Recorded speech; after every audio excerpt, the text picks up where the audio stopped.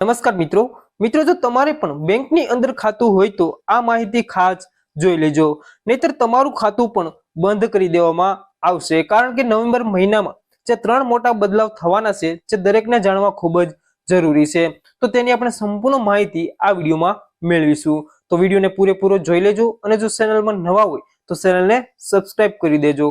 સૌપ્રથમ વાત કરીએ મિત્રો તો રિઝર્વ બેંક ઓફ ઇન્ડિયા એટલે કે આરબીઆઈ એ નવેમ્બર 2025 થી અમલમાં આવનારા જે નવા નિયમોની જાહેરાત કરી છે, જે હેઠળ 3 પ્રકારના બેંક ખાતાઓ છે જેમને બંધ કરી દેવામાં આવશે। અને આ નવા નિયમનો ઉદ્દેશ એ બેન્કિંગ સિસ્ટમને વધુ સુરક્ષિત તેમજ પારદર્શક અને છેતરપિંડી મુક્ત બનાવવાનો છે। અને અપડેટ કરેલી જે માર્ગદર્શિકા અનુસાર અમુક ખાતાઓ કાં તો બંધ કરી દેવામાં આવશે અથવા તો તેમની કાર્યકારી મર્યાદા એ મર્યાદિત કરી દેવામાં આવશે। તેથી દરેક ગ્રાહકોએ તેમના બેંક ખાતાઓની સ્થિતિ વિશે સતર્ક રહેવું જરૂરી છે।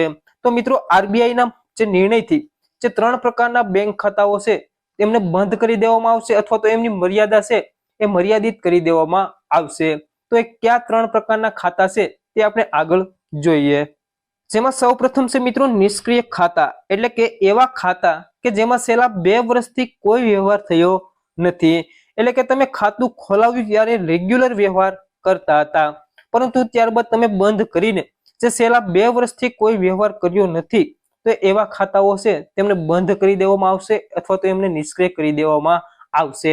તો મિત્રો તમે બેંકની અંદર ખાતું ખોલાવ્યું છે, ત્યારબાદ તમે શરૂઆતના મહિનાઓની અંદર દિવસોની અંદર તમે વ્યવહાર કરતા હતા, ટ્રાન્ઝેક્શન કરતા હતા, પરંતુ તમે જ્યારનું ટ્રાન્ઝેક્શન અથવા તો વ્યવહાર કર્યો નથી ને છેલ્લા 2 વર્ષની અંદર જો તમે કોઈ વ્યવહાર નહીં કર્યો હોય, કોઈ ટ્રાન્ઝેક્શન નહીં કર્યું હોય, તો એવા ખાતાઓ છે જેમને નિષ્ક્રિય અથવા તો બંધ કરી દેવામાં આવશે।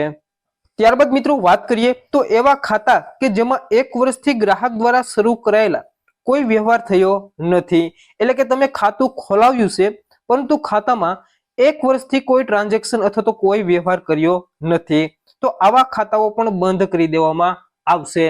તો મિત્રો તમે ખાતું ખોલાવ્યાથી લઈને જે શરૂઆત કરી છે ત્યારથી છેલ્લા 1 વર્ષની અંદર જો તમે કોઈ ટ્રાન્ઝેક્શન અથવા તો કોઈ વ્યવહાર કર્યો નથી, તો પણ તમારું ખાતું એ બંધ અથવા તો નિષ્ક્રિય કરી દેવામાં આવશે।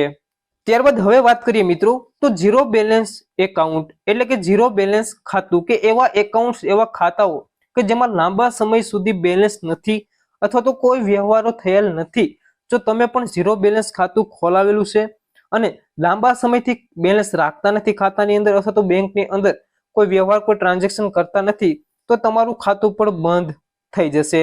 તો મિત્રો ઘણા બધા લોકોએ જે ઝીરો બેલેન્સિંગ ખાતું ખોલાવેલું હોય છે પરંતુ એમની અંદર તે પૈસા રાખતા નથી અથવા તો કોઈ વ્યવહાર કરતા નથી। જો લાંબા સમયથી તમે તમારા ખાતાની અંદર જો તમે બેલેન્સ નહીં રાખો અથવા તો વ્યવહાર નહીં કરો, તો તમારું ખાતું પણ નિષ્ક્રિય અથવા તો બંધ થઈ શકે છે।